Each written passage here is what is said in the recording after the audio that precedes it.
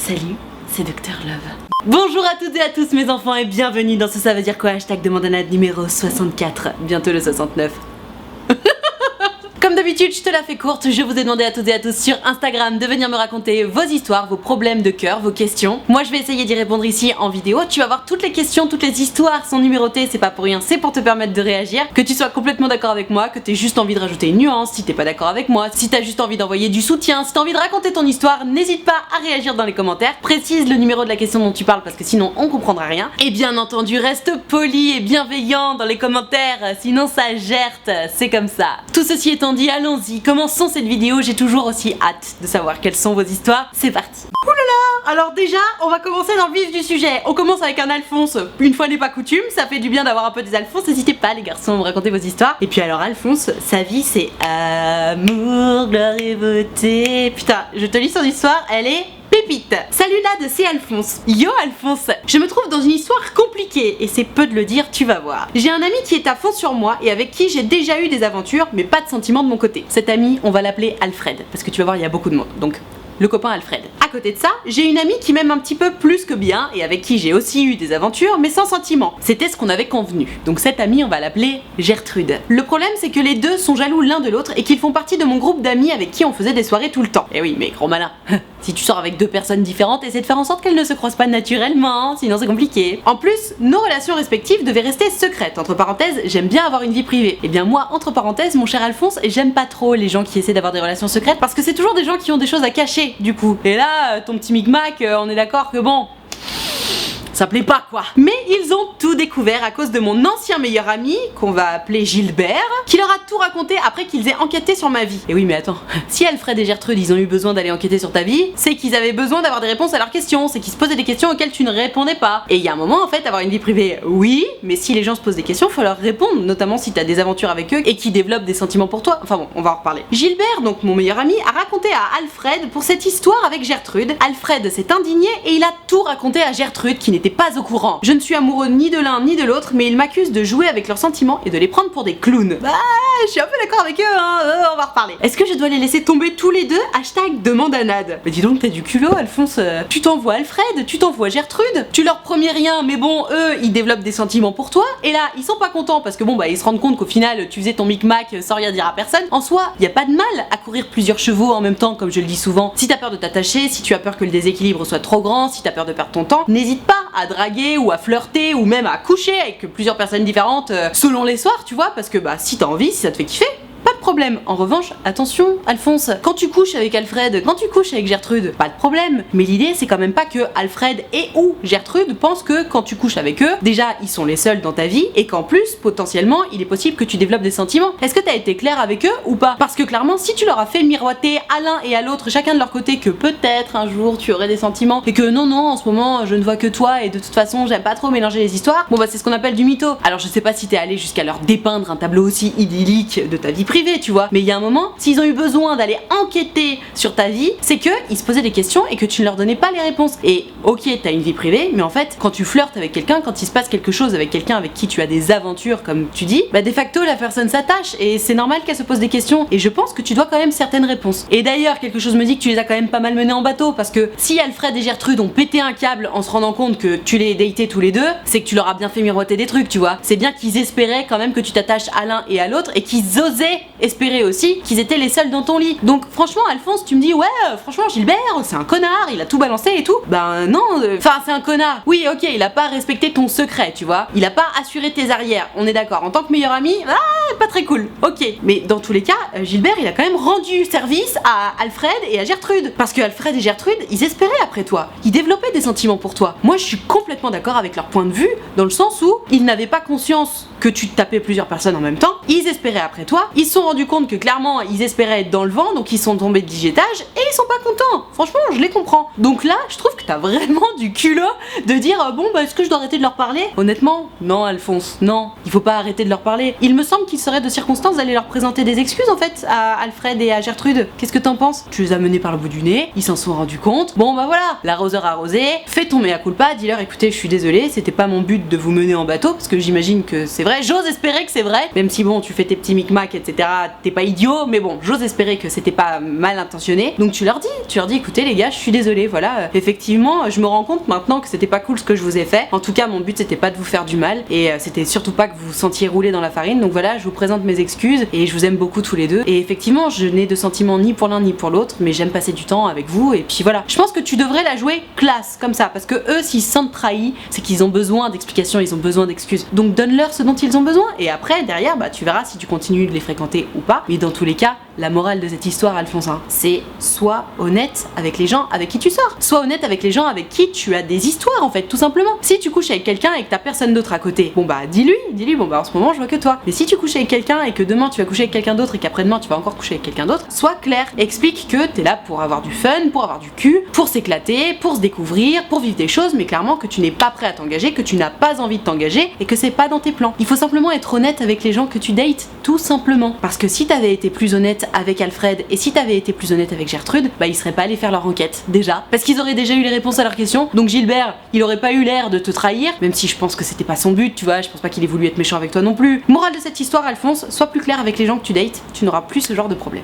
On enchaîne avec Gertrude qui n'ose pas avouer ses sentiments à son collègue de travail sur qui elle est à fond depuis un an, avec une toute petite particularité. Gertrude est transgenre et c'est la raison pour laquelle elle a un petit peu peur d'avouer ses sentiments. Je te lis son histoire. Coucou Nad, je me présente, je suis une jeune fille transgenre et je suis folle amoureuse d'un de mes collègues de travail. Le souci c'est que, étant transgenre, je n'ose pas vraiment lui avouer mes sentiments de peur qu'il me rejette, qu'il ne comprenne pas, tout simplement. On est amis depuis environ un an, mais je ne sais pas vraiment comment lui avouer mes sentiments, ni même juste faire le premier pas. Je pense selon moi qu'il a des sentiments parce qu'on discute de plein de choses ensemble, on est assez proches et on se voit en dehors du travail. Mais je n'arrive pas à savoir si je suis juste la bonne copine ou s'il peut y avoir plus. Voilà, je te demande conseil, j'adore tes vidéos. Est-ce que je peux rester anonyme? Évidemment, bien sûr. Bisous Nad, #demande à Nad. Alors, ma Gertrude, honnêtement, tu m'expliques que t'es à fond sur ton collègue de travail depuis un an, vous vous connaissez super bien, vous discutez de tout. En fait, à partir du moment où t'es à fond sur quelqu'un, bah c'est toujours ce que je dis dans mes vidéos. Il va falloir oser, il va falloir trouver le moment opportun, évidemment, tu dis pas ça entre deux cafés au boulot, tu vois. Mais of course, il va falloir dire tes sentiments, tu vois. Et honnêtement, vu ce que tu me racontes, vous êtes assez proches, vous discutez vachement, il y a une certaine complicité entre vous, donc il n'y a pas de raison que tu ne le dises pas. Tu sais, tu m'expliquerais que bon bah tu le connais pas du tout et que vous avez jamais parlé et que du coup t'oses pas dire tes sentiments. Oui, ok, très bien. Mais là vous vous connaissez bien et je comprends tout à fait. T'as peur entre guillemets d'être juste la bonne copine parce que bon bah vous discutez bien mais il y a pas plus. Peut-être que dans un premier temps, avant de te jeter à l'eau pour annoncer tes sentiments, peut-être que tu peux faire des petits tests du genre ah est-ce que t'es à fond sur quelqu'un en ce moment. Tu sais, juste parler un petit peu d'amour. Moi j'adore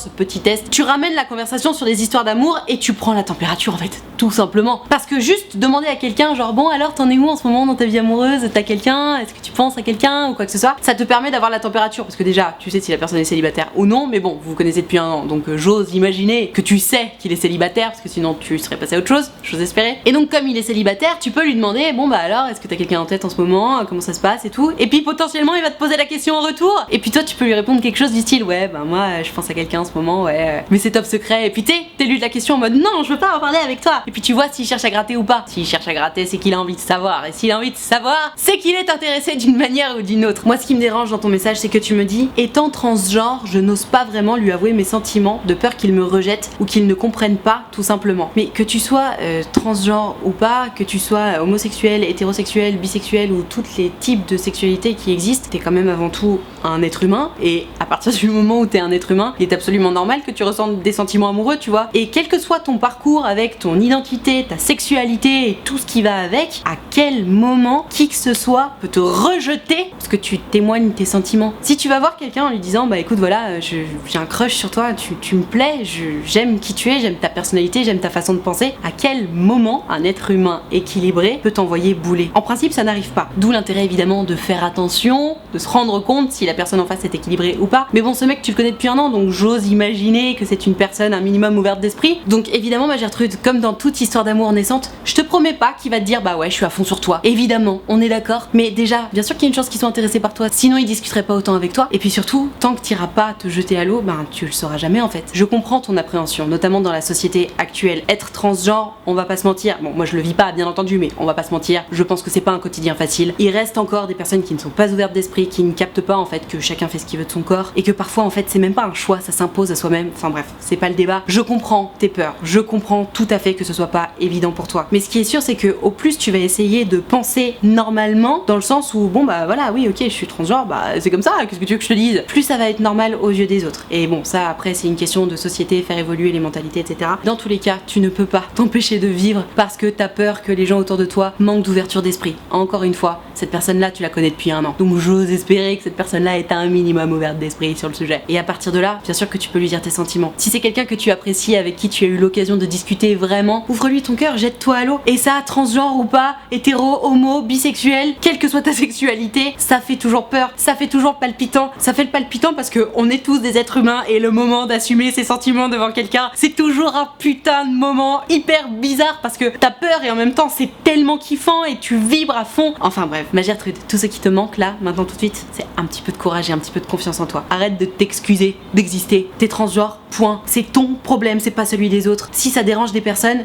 elles gèrent de ta vie et puis point barre en fait. Parce que t'es transgenre, point. C'est tout. C'est pas discutable en fait. Ça ne regarde que toi. Donc à partir de là, bah si ça le gêne, tant pis pour lui. Et puis bah toi ça aura fait ton écrémage en fait. Arrête de t'excuser d'être là. Arrête d'avoir peur des autres. Parce que plus tu vas avoir peur des autres, plus tu vas leur laisser la place pour venir te grignoter. Prends confiance en toi. Je sais que c'est beaucoup plus facile à dire qu'à faire. Si jamais j'ai fait plein de vidéos sur la confiance en soi, je t'invite à aller les regarder. N'aie pas peur d'assumer tes sentiments parce que c'est un des moments les plus intenses dans la vie, tu sais, d'aller annoncer ses sentiments à quelqu'un, d'avancer dans une histoire d'amour. Donc te prive pas de ça ma Gertrude. Kiffe ta life. On enchaîne avec Mamie Gertrude qui a 29 ans et qui sort avec un petit jeune. Et son problème c'est que bah son petit jeune forcément il est un petit peu moins mature et il est pas capable de la rassurer etc.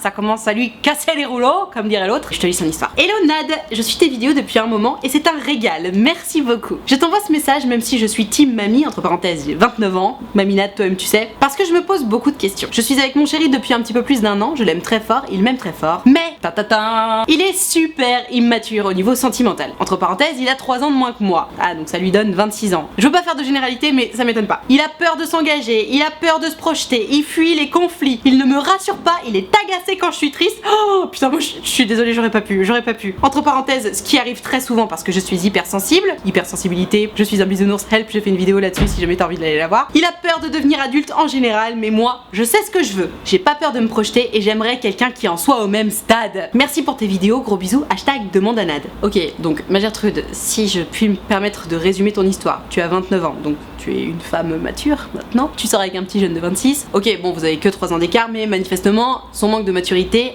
te pèse. Or, tu le décris quand même comme immature au niveau sentimental, tu dis qu'il a peur de s'engager, qu'il a peur de se projeter, qu'il fuit le conflit, qu'il te rassure pas et surtout, c'est ça qui me dérange, qu'il est agacé quand t'es triste, qui arrive souvent puisque tu es hypersensible comme beaucoup de gens qui regardent mes vidéos. Quand tu termines ton message, tu m'expliques quand même que tu aimerais quelqu'un qui en soit au même stade que toi. J'ai envie de te dire, ton message il parle de lui-même hein. J'entends que tu l'aimes, que ce soit ton chéri et tout, mais en fait, à partir du moment où toi, tu estimes que tu as besoin de te projeter, tu as envie qu'on te rassure, t'as envie d'un homme en fait, tout simplement. T'as envie de quelqu'un qui a envie de s'investir émotionnellement, sentimentalement dans de la relation et tu souffres du fait que ton mec le fasse pas en fait. Tu m'expliques que t'as envie de quelqu'un qui soit au même stade dans la relation, 3 petits points. Mais Gertrude, je suis désolée de t'annoncer que tu vas pas le faire changer comme ça ton mec hein. Donc soit t'as envie d'être patiente et d'attendre en espérant, parce que c'est même pas sûr que ça arrive, que ton mec finisse par s'investir un peu plus sentimentalement, qu'il grandisse etc. Que ça arrête de l'agacer quand t'es triste etc. Honnêtement, la seule solution, c'est de changer de mec, quoi. Parce que de toute évidence, tu m'expliques que tu souffres que ton mec ne soit pas sur la même longueur d'onde que toi. Et comme je le dis toujours, j'ai l'impression de me répéter, mais en même temps, j'ai toujours tellement d'histoires là-dessus. À partir du moment où la personne avec qui tu sors n'est pas capable de remplir tes besoins essentiels, tu vas forcément être malheureuse. Et c'est notamment ce qu'on retrouve chez les hypersensibles. C'est ce que j'appelle communément les bisounours. Quand t'es un bisounours, t'as besoin de tellement d'amour et d'affection et surtout t'en as tellement à donner que bah quand tu te retrouves face à quelqu'un que j'appelle indépendant aka non hypersensible, bah c'est quelqu'un qui vit normalement en fait, c'est-à-dire que bon bah voilà, j'ai eu mon verre d'eau d'amour aujourd'hui, ça me suffit. Sauf que toi t'as besoin d'une piscine. Donc la piscine évidemment au bout d'un moment bah elle est vide. Donc ma Gertrude, tout ça pour dire que honnêtement ça me paraît être un très gros pari sur l'avenir de te dire bon bah je vais rester avec mon mec parce que je l'aime même s'il ne comble pas mes besoins essentiels. Pour moi le souci dans votre relation d'ailleurs c'est pas du tout la différence d'âge parce que ok il a 26 ans, j'ai tendance à faire cette généralité qui à mon sens est vraie donc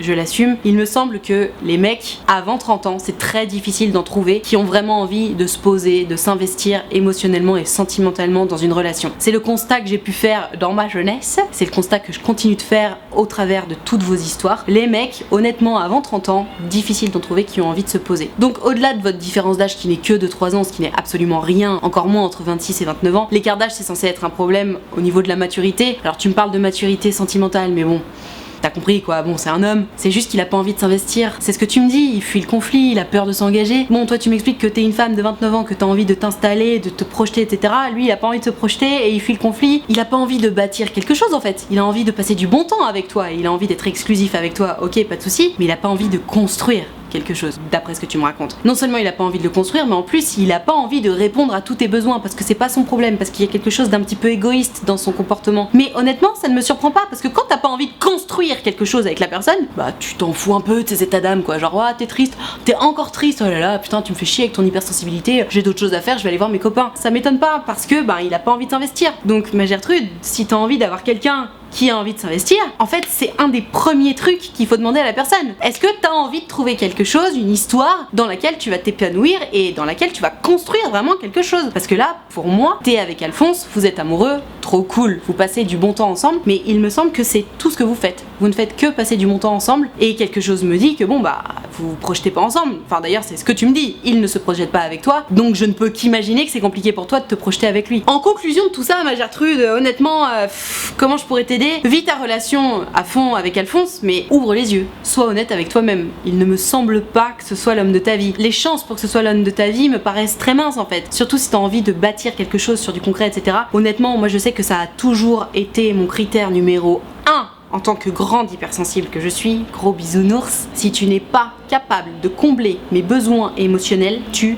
jettes. Parce que je me suis rendu compte qu'un bisounours ne peut pas vivre sur ses réserves d'amour. Et ça, je vais te dire, écart d'âge ou pas, c'est toujours pareil. Que t'aies mon âge, que tu sois plus vieux, que tu sois plus jeune, si ça ne fait pas partie de toi de donner autant d'amour que ce dont j'ai besoin, c'est que tu n'es pas la bonne personne pour moi. Et je te promets que cette personne-là existe. Peut-être que tu ferais mieux de chercher déjà du côté des hommes un petit peu plus matures en âge. Et aussi et surtout, du côté des hommes potentiellement hypersensibles. Parce qu'il y en a, ils existent. Ils sont plus timides, ils sont plus réservés, ils évitent de le montrer. Mais ils existent. Donc ma Gertrude, il me semble que c'est plutôt ce profil-là qu'il te faut. Donc je suis désolée parce que je suis en train de remettre en question toute ta relation qui dure depuis 1 an et tu me dis que t'es amoureuse. Mais voilà, profite de ta relation, mais il me semble que c'est pas la bonne personne pour toi. Il me semble que vous n'êtes pas compatibles et c'est la raison pour laquelle tu viens me demander de l'aide en fait. Donc voilà un avis objectif sur ta situation. J'espère qu'il pourra t'aider. Que calor! Je vais m'attacher les cheveux parce que j'ai trop chaud. On enchaîne avec Gertrude qui me dit qu'elle est toxique pour son copain parce que elle s'est fait tromper et du coup depuis elle pète un câble en fait. Elle est trop jalouse, elle veut tout savoir tout le temps. Elle sait qu'elle bouffe la vie de son mec, ça la fait chier parce qu'elle aime pas être comme ça. Bref, je te lis son histoire. Salut Nad, je suis comme on dit toxique pour mon copain. Ça fait 2 ans qu'on est ensemble et ça fait depuis le confinement que je suis de plus en plus jaloux. Je veux savoir tout ce qu'il fait, même quand il passe dans sa famille ou qu'il parle à des gens, ça me dérange. On se dispute beaucoup à cause de ça. Je sais que c'est moi le problème, je me vexe vite. Je n'aime pas du tout comment je suis. Entre parenthèses, je suis comme ça à cause d'une tromperie que j'ai subie et un grand manque de confiance en moi. Voilà, bisous, signé Gertrude, #demande à Nad. Alors ma Gertrude, pour être honnête, je me serais bien douté que c'était une question de confiance en toi, je te rassure. Maintenant la question que je me pose c'est, est-ce que t'es comme ça à cause d'une tromperie que tu as subie de la part de ton mec actuel, ou est-ce que tu es comme ça à cause d'une tromperie que tu as subie de la part de quelqu'un d'autre? Parce que si c'est quelqu'un d'autre, bon, va falloir passer à autre chose. En revanche, si c'est ton mec actuel, je comprends tout à fait que tu sois comme ça. Alors, vu comment tu m'as présenté ton message, je pense que ça vient d'un autre mec. Mais bon, au cas où, je te fais un tout petit topo, au cas où ce serait le mec avec qui tu es actuellement. Si tu deviens toxique, comme tu dis, pour ton mec qui t'a trompé, si effectivement il t'a trompé, c'est tout simplement la preuve que tu n'as pas réussi à le pardonner. Que tu as essayé, que tu fais des efforts, mais qu'en fait tu deviens absolument invivable parce que même si tu lui as pardonné, si t'as essayé, tu n'as juste plus confiance en lui. Or, un couple étant basé sur la confiance, soit tu prends sur toi, mais bon, du coup, tu vas fermenter quelque chose à l'intérieur de toi, ça va être drôlement amer, drôlement acide et ça va pas le faire. Donc à terme, honnêtement, j'ai pas beaucoup d'espoir pour votre relation. Soit tu continues de le laisser sortir en espérant que ça s'apaise un petit peu. Dans tous les cas, à partir du moment où la confiance est brisée, bon, il peut bien essayer de te rassurer, etc. C'est un travail dans ta tête. Mais parfois, tu sais, il faut aussi ouvrir les yeux. Si la confiance est brisée, ben c'est peut-être que c'est la fin de l'histoire et il faut passer à autre chose. Je ne pense pas que ce soit ça le problème, donc passons à l'autre option qui est tu as été trompé par quelqu'un avant ton histoire actuelle et puis bon bah maintenant ça fait 2 ans que vous êtes ensemble et tu deviens trop jalouse, t'as trop peur qu'il se repasse ça. Ma Gertrude, il faut absolument que tu te calmes, il faut absolument que tu te détendes, il faut absolument que tu dézoomes sur ton histoire et que tu te rendes compte de comment c'est possible que tu n'aies pas confiance en ton mec. Est-ce qu'il a eu des gestes, des attitudes qui ont été déplacées avec d'autres nanas ou pas? Si la réponse est oui, bah je comprends que t'aies peur. Auquel cas il faut lui dire de pas recommencer. Mais si c'est pas le cas, pourquoi tu as peur? Est-ce que t'as simplement besoin d'être rassuré? Dans tous les cas, on est d'accord, hein, c'est un manque de confiance en toi, tu souffres de ce manque de confiance en toi et tu le calques sur ton mec. Parce que plutôt que de te triturer le nombril, tu préfères triturer celui de ton mec, c'est moins douloureux. Sauf que en fait, bah ça commence à devenir drôlement douloureux. Pour moi, la seule façon de soigner ce côté toxique dont tu parles, et je comprends parfaitement que tu ailles jusqu'à parler pour toi-même de toxicité, dans le sens où bah ouais, c'est sûr que si tu le laisses pas respirer, le pauvre, oui, ça finit par devenir toxique parce que il va se dire ah putain, j'ai pas le droit de faire ci, j'ai pas le droit de faire ça, il faut que j'écrive à ma meuf, nanana. Donc dans un premier temps, évidemment, discuter. La communication, always. Il faut que tu expliques à ton mec que tu as conscience d'être comme ça, que tu n'aimes pas être comme ça et que tu aimerais changer. Pour changer,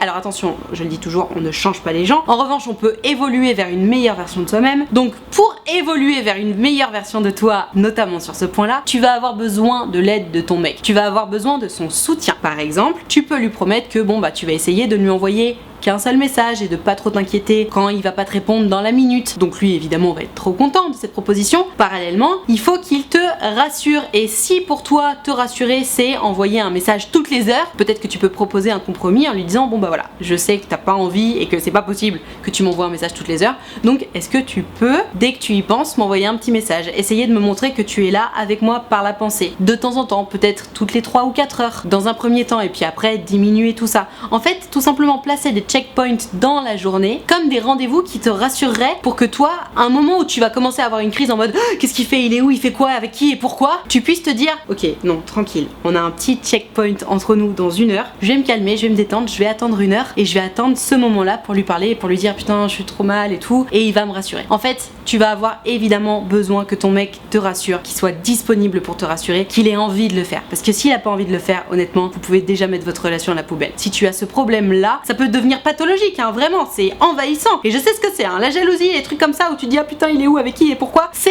l'enfer, c'est invivable, c'est-à-dire que tu souffres et l'autre souffre. Donc si vous avez envie de changer ça, évidemment tu vas avoir besoin de son aide. S'il a pas envie de t'aider, vraiment, tu peux déjà quitter cette relation, c'est pas possible. Tu as besoin qu'on te rassure, tu as besoin qu'on t'apaise. Demande-lui de l'aide, demande-lui de la compréhension, demande-lui de la compassion, parce que même si ça le fait chier, la personne des deux qui souffre le plus à cause de ça, c'est clairement toi, de toute évidence. Donnez-vous des petits codes, par exemple, si tu sens que t'es vraiment trop en train de péter un câble, mettez-vous d'accord, j'en sais rien, moi, sur un emoji, tu prends l'emoji pelle ou n'importe quel emoji, où ça veut dire alerte, alerte, j'ai absolument besoin que tu m'appelles, que tu me rassures dès que c'est possible, et faites-vous confiance là-dessus. Par exemple, si il voit que tu lui as envoyé l'emoji pelle, l'idée c'est pas de se dire attends une seconde, il y a ma meuf qui m'a écrit oh tranquille, elle m'a envoyé notre code secret pour que je la rassure, mais t'inquiète, je vais la rappeler après. Non, non, si je t'envoie ce code secret là, ça veut dire attends, j'ai reçu un message de ma meuf, il faut que j'aille l'appeler tout de suite, c'est urgent, je reviens. Parce que oui, ce genre de crise, c'est urgent. C'est pour ça que je te dis qu'il faut que ton mec ait la disponibilité et l'amabilité et l'envie, la générosité de vouloir t'aider. Parce que sinon, honnêtement, votre relation est vouée à l'échec. Mais voilà, ma Gertrude, au-delà de tous ces petits codes là que tu peux mettre en place avec ton mec, de toute façon, c'est sur toi qu'il faut que tu travailles, sur ta confiance en toi, sur la confiance que tu as dans les autres. J'ai fait plein de vidéos là-dessus, donc je t'invite à aller les regarder si ça peut te faire du bien. J'ai fait aussi des vidéos sur la jalousie, tu peux aller les regarder, peut-être que ça t'aidera. C'est possible de sortir de ça, c'est possible en travaillant bien sur toi et en ayant un bon partenaire. Donc courage à toi, tu verras, tu vas avancer jour après jour, ça va le faire. On termine avec une Gertrude qui a eu un vrai problème avec son amoureux, elle était trop love, la rupture était très difficile pour elle et en plus Alphonse fait trop le malin, genre il la respecte pas du tout, il se tape une nouvelle meuf, enfin bref, une histoire un peu tristoune et on va donner un peu de courage à notre Gertrude. Salut Nad, j'ai 17 ans et j'étais en couple avec quelqu'un qui m'a terriblement déçue. Ça faisait 3 ans qu'on était meilleurs amis et 1 an et demi qu'on était en couple, c'était vraiment mon pilier. Ah ouais putain, quand même. Donc là elle m'explique qu'ils s'étaient déjà séparés une fois, mais bon, ils sont remis ensemble, tout se passait bien, et puis il m'a encore quitté. Cette fois pour la raison de je veux être seule, c'est pas toi, c'est moi. Le fameux c'est pas toi, c'est moi. Au final j'ai appris une semaine après qu'il s'était mis en couple avec sa voisine, au passage dont je ne devais surtout pas me méfier quand on était ensemble. Alors ça c'est bâtard, je déteste ces histoires. Alors tu vas me dire qu'il n'a plus de compte à me rendre, une semaine après la rupture, si quand même, faut pas déconner hein. Mais le fait qu'il m'ait menti sur la raison de notre rupture pour sortir avec une autre, je pouvais pas rester dans le doute. Je ne pouvais pas rester sans savoir s'il m'avait trompé et pourquoi il ne me l'avait pas dit. Et ça franchement je te comprends tout à fait, attends, ça fait 4 ans et demi que vous vous connaissez, vous vous séparez et boum, une semaine après il est déjà avec une autre meuf. C'est un peu rapide, moi je comprends que t'aies besoin d'avoir des comptes, tu rigoles ou quoi? Alors je l'ai appelé, il était avec elle et il m'a très mal parlé. Il faisait le malin devant elle, je l'ai pas reconnu. Ah putain, ça me brise le cœur pour toi, mon dieu, je déteste ce genre de situation. Je lui ai demandé de passer chercher ses affaires, je lui les ai mises dans un sac devant mon portail pour ne plus avoir de contact avec lui. On s'est supprimé des réseaux sociaux, je ne suis pas du tout dans la même optique que la première fois, je veux passer à autre chose et je ne veux pas me remettre avec lui. Seulement je n'arrive pas à le comprendre, il m'a tellement déçu, j'ai vraiment de la haine, j'ai envie qu'il regrette et en même temps de la tristesse. Comment faire pour passer au-dessus de toute cette amitié et de notre relation? Il faut savoir que moi j'ai toujours été droite, j'ai fait tous les efforts possibles parce qu'il était pas facile à supporter et j'ai l'impression de n'avoir eu aucune reconnaissance. Merci à toi, désolé pour ce long message, #demande à Nan. Ma pauvre Gertrude, ça me fait trop mal au cœur pour toi, franchement c'est un débile ce mec. Parce que ne serait-ce que par respect pour l'amitié que vous avez eue pendant 3 ans, pour le couple que vous avez formé pendant 1 an et demi quand même, c'est super long. Comment il peut se permettre de te cracher à la gueule comme ça? Vraiment c'est pas joli et je comprends que t'aies le cœur brisé ma Gertrude parce que ça se fait pas. Et tu sais quoi, la première fois que j'ai lu ton histoire, donc hors caméra, pour savoir si j'allais la prendre, en lisant le message je me suis dit Karma, il va se le prendre tellement dans la gueule. Tu vois ce moment où tes parents, quand tu te fais larguer ou quand il se passe quelque chose, tes parents te disent oh t'inquiète pas ma petite fille, il le regrettera. Tu vois ce moment là? Je sais à quel point au moment où tes parents ils te disent t'inquiète pas ma chérie, il le regrettera, il se rendra compte que t'es extraordinaire, etc. Au moment où tes parents te disent ça, tu fais allez ta gueule, je m'en fous, je sais que c'est pas vrai papa, je sais que c'est pas vrai maman, tu m'idolâtres parce que je suis ton bébé, mais arrête de croire que je suis la reine du monde. Mais je te jure, dans ma vie de femme, dans ma vie d'ado, dans ma vie d'enfant, à chaque fois que mes parents m'ont dit t'inquiète pas ma chérie, il va le regretter, ils sont tous revenus. C'est pour ça que je dis toujours, ils reviennent toujours. C'est mathématique, je te jure que c'est vrai. Karma is a bitch, tu sais ce qui va se passer, moi je te le dis et honnêtement, je t'en prie, viens me raconter la suite de ton histoire parce que je suis sûre que tout le monde va vouloir savoir si la prédiction de Mamie Nadia a été vraie ou pas. Voilà ce qui va se passer. Il va continuer à faire le malin pendant quelques mois avec sa nouvelle copine. En soi, sa nouvelle copine, bon, elle y est pour rien, tu vois, c'est lui le connard, c'est pas elle, c'est pas la nouvelle copine. Donc, il va continuer à faire le malin pendant 2-3 mois avec elle, allez, peut-être 4 ou 5 s'il a de la chance, si ça se passe bien. Pour une raison ou une autre, ils vont se séparer et que ce soit avant, pendant ou après la rupture, il y a ce moment qui va arriver dans sa tête où il va se dire ah putain, ma Gertrude, qu'est-ce que j'étais bien avec elle, elle me manque. Et puis notre amitié qui a duré 3 ans, c'était si beau, c'était si fort, c'était si intense, elle me manque. Et c'est à ce moment-là qu'il va t'envoyer un texto en mode coucou, comment ça va? Qu'est-ce que tu deviens? Et c'est là ma Gertrude, c'est là que tu tiendras ta revanche. C'est là que tu pourras faire la grande dame en disant coucou, ça va bien, merci.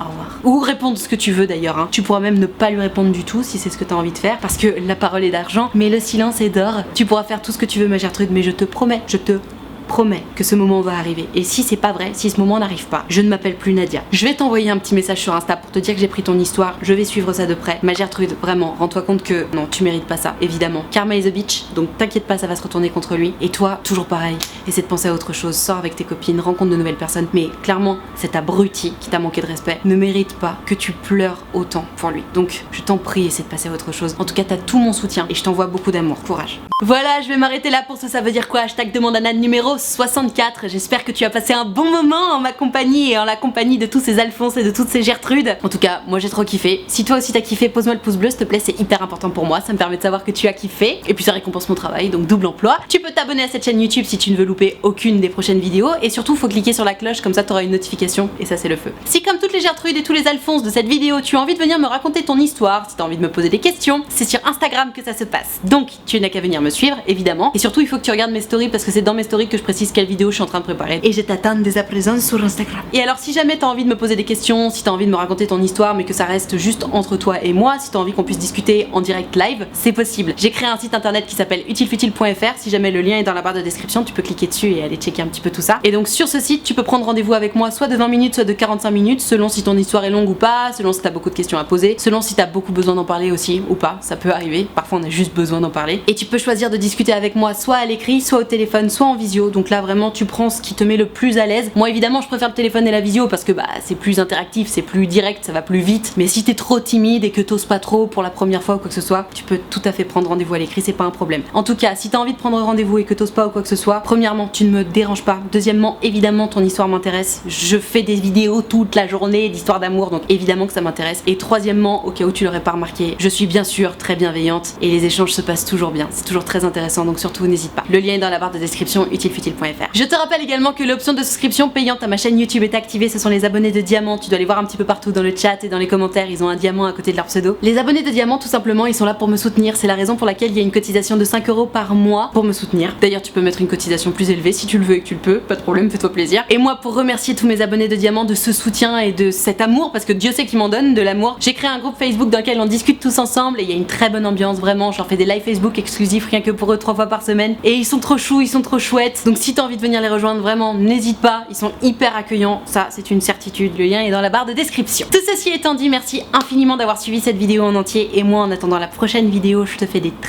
très gros bisous. Ciao.